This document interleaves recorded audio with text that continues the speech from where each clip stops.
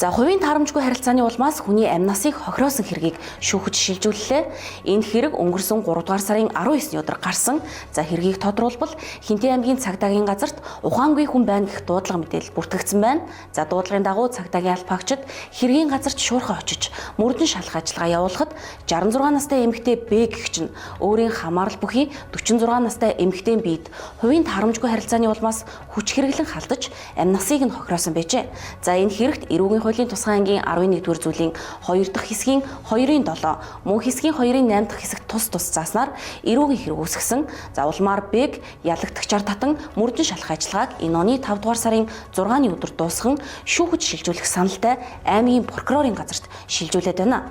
За тухайн иргэд хоорондын таарамжгүй байдал гэр бүлийн маргааны улмаас энэ гэмт хэрэг гарах шалтгаан нөхцөл нь болсон байна. За тиймээс та бүхнийг бие биедээ хүндэтгэлтэй хандаж хүлээцтэй байхыг цагдаагийн байгууллагаас сэрэмжлүүлж байна.